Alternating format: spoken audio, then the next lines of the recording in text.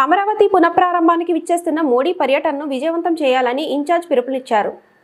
పశ్చిమ గోదావరి జిల్లా నర్సాపురం పట్టణ తెలుగుదేశం పార్టీ కార్యాలయంలో నిర్వహించిన సమావేశంలో నర్సాపురం నియోజకవర్గ తెలుగుదేశం పార్టీ ఇన్ఛార్జ్ పొత్తూరి రామరాజు, రాష్ట్ర కార్యనిర్వహణ కార్యదర్శి కొవ్వలి ఎత్తిరాజు, రామ్మోహన్ నాయుడు మాట్లాడుతూ ఆంధ్రప్రదేశ్ ముఖ్యమంత్రి వర్యులు నారా చంద్రబాబు నాయుడు పిలుపు మేరకు వచ్చే మే నెల 2వ తేదీన ఆంధ్రప్రదేశ్ అమరావతి పనుల పునఃప్రారంభం కార్యక్రమానికి విచ్చేస్తున్న భారతదేశ ప్రధానమంత్రి నరేంద్ర మోదీ పర్యటనను విజయవంతం చేయాలని కోరారు.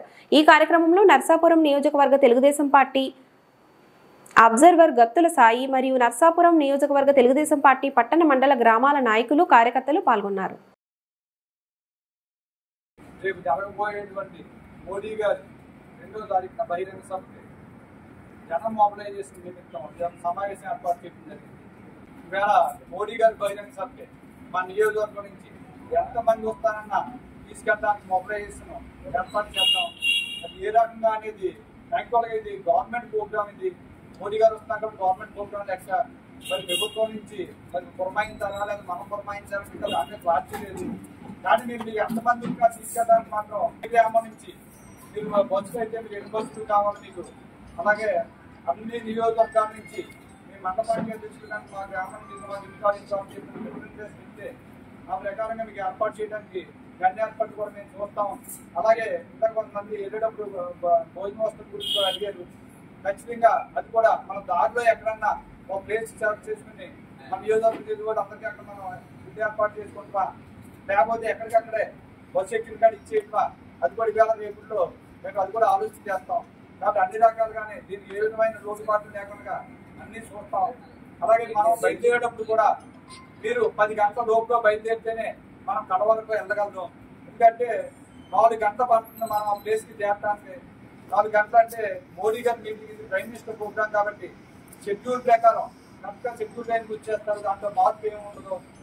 కాబట్టి మనం 1 గంట ముందు అక్కడికి వెళ్తేనే మనం ప్లేస్కి చేరుకోగలం. మనం 10 గంటలకు వెళ్తే ఇదే కానీ మనం కడక ప్లేస్కి చేరుకోలేము. కాబట్టి 10 గంటలు ఖచ్చితంగా బయలుదేరాలి.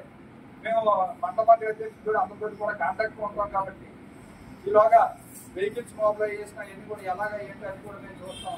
అలాగే జనసేన కూటమి తరఫున మన ఒక్కరం కాదు, ఇది ప్రోగ్రాం కట్టింగ్ అయ్యింది. జనసేన, బీజేపీ, తెలుగుదేశం 3 పార్టీలు కూడా మీటింగ్కి అందరూ కూడా కూటమి తరఫున వెళ్తాం జరుగుతుంది. కాబట్టి వాళ్ళతో కూడా మనం మాట్లాడి వాళ్ళతో మనం కలిసి ఏ రకంగా ఏంటంటే అప్పుడు ఆలోచన చేస్తాం.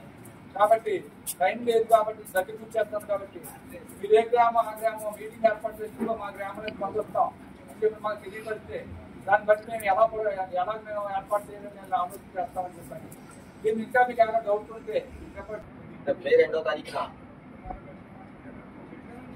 ఎంతో ప్రతిష్టాత్మకంగా అమరావతి పునర్నిర్మాణానికి మన రాష్ట్ర రాష్ట్రాధిపతి మన ముఖ్యమంత్రి చంద్రబాబు నాయుడు గారు ఏదైనా సరే 5 ఏళ్లలోని అమరావతి కట్టి తీరాలి, ఆంధ్రప్రదేశ్ అభివృద్ధికి పాటుపడాలి, ఆంధ్రప్రదేశ్ ప్రపంచ పటంలో అగ్రస్థానం నిలవాలనే ఉద్దేశంతో ఎన్ని ప్రయాసాలు వెనకాడకుండా ప్రపంచ స్థాయి రాజధానికి ధీటుగా మన అమరావతి తీర్చిద్దాలని చెప్పేసి చాలా అకుంఠ దీక్షతోటి మన ప్రధానమంత్రి చేత శంకుస్థాపన చేసే విధంగా ఎంతో ప్రతిష్టాత్మకంగా ఈ కార్యక్రమం డిజైన్ చేయడం జరిగింది.